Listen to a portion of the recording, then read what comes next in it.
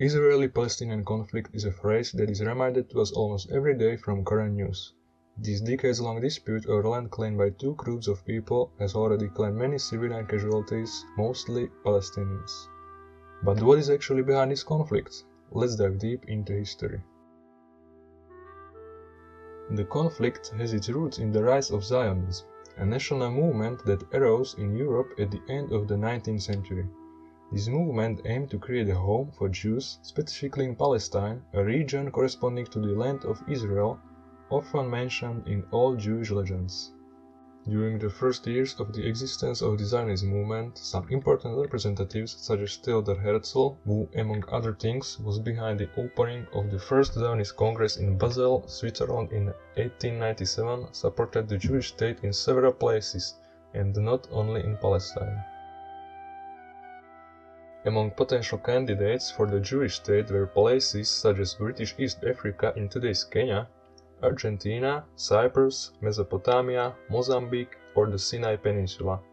However, most of the leaders of the movement chose Palestine as their longed-for home, which was part of the Ottoman Empire at the time.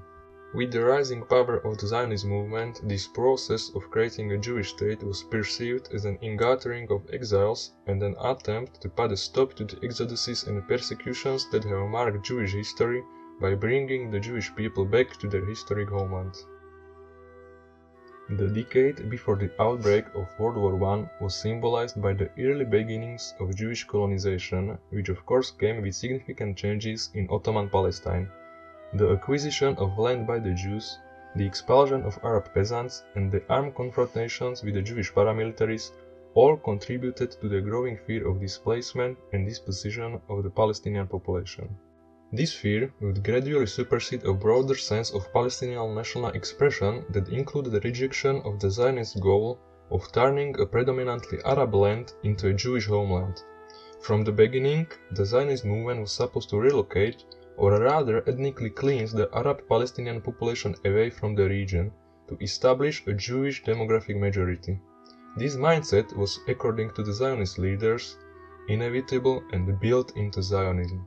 The Arab population perceived this threat already in the 1880s with the arrival of the first Aliyah, or in the other words, the immigration of Jews into the Palestinian region. Between the years 1882 and 1903, approximately 35,000 Jews immigrated to Ottoman Palestine, adding to the already existing Jewish minority, which at the time was estimated at 25,000 people. Most of these migrants were from the countries of Eastern Europe, the Russian Empire, and a relatively small number of immigrants from Yemen.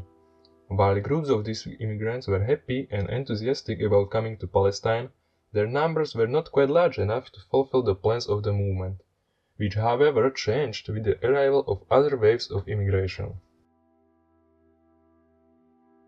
The second Aliyah came right after the first, between the years 1904 and 1914. About 40,000 Jews immigrated to Ottoman Palestine. Most of the immigrants came from the Russian Empire, but also from Eastern European countries such as Romania and Bulgaria. Jewish immigration from Eastern European countries was mostly caused by pogroms and increasingly frequent expressions of anti-Semitism in these countries. Immigrants from these countries were greatly influenced by the socialist ideals that were on the rise in Eastern Europe, which led them to establish the first kibbutz, or in other words, agricultural community, in 1909. They also founded self-defense organizations such as Hashomer due to the increasing Arab hostilities against the Jews. During this period, some of the foundations of an independent nation-state were established. Hebrew, the ancient national language, was restored as a spoken language. Newspapers and literature written in Hebrew were published, and political parties and labor organizations were also created. The second Aliyah was effectively ended by the beginning of the First World War. The next step towards fulfilling the desired Zionist goal was gaining international recognition and support. In this case, it was mainly about Britain. The main credit for building this trust went to Chaim Weizmann, a Russian-born biochemist and one of the Zionist leaders. Weizmann met Arthur Balfour, then Prime Minister of Britain, during one of Balfour's electoral campaigns in the years 1905 and 1906. Prime Minister Balfour supported the concept of a Jewish homeland, but felt that there would be more support among politicians for the then current offer in Uganda, called the British Uganda Programme.